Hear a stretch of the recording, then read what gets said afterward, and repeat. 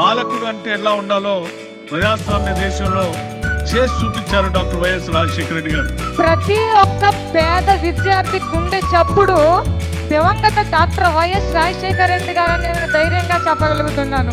ఒక పక్కన అభివృద్ధిని, ఇంకో పక్కన సంక్షేమాన్ని, రెంటిని రెండు కళ్ళలాగా సైమల్టేనియస్ గా ప్లాన్ చేసుకుంటూ ఈ రాష్ట్రంలో ఆంధ్రప్రదేశ్ లో పుట్టడం మా అదృష్టం అని భావించేటట్టుగా పేద మధ్యతరగతి కుటుంబాలందరికీ సంక్షేమ కార్యక్రమాలని అందించారు. నేను చెప్తా ఉన్నా మేము ముందు ఆయన ఆరోగ్య శ్రేణి ఒక పక్కన తెచ్చాడు. బెస్ట్ స్కీమ్ అది. చరిత్ర ఉంది, చరిత్ర. ఇప్పుడు రాజశేఖర రెడ్డి గారు చరిత్ర ఉంది. నమ్మినోనికి ప్రారంభించుకుంటూ వైఎస్ రాజశేఖర్ కావచ్చు, జగన్మోహన్ రెడ్డి ఆత్మీయత, ధైర్యం ఉండేది.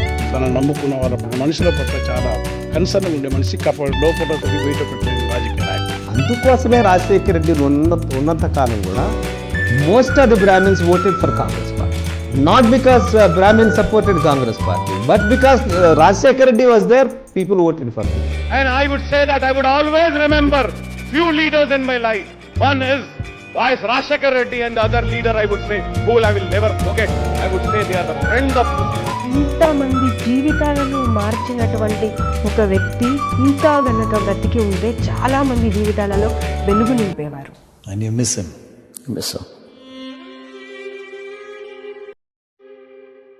రాజకీయాలలో వచ్చినప్పుడు నానప్పుడు ఒక మాట అంటూ ఉండేవాడు, ఎన్నాళ్ళు బతికామన్నది కాదు ముఖ్యం, బతికినంత కాలం మనం ఎలా బతికామన్నదే ముఖ్యమో అని. ఆ మహానేత, ఆ దివంగత నేత, ఆ ప్రీతమ నాయకుడు రాజశేఖర రెడ్డి గారు చనిపోయిన తర్వాత కూడా ఏ రకంగా ప్రతి మనిషి హృదయంలో బతికే ఉన్నాడు, ప్రతి గుండె చప్పుడులో ఏ రకంగా బతికే ఉన్నాడు, అంతకన్నా గొప్ప పరిపాలన ఇచ్చేందుకు నేనున్నాను అని మీ అందరికీ కూడా ఖచ్చితంగా భరోసా ఇస్తూ చెప్తా ఉన్నా.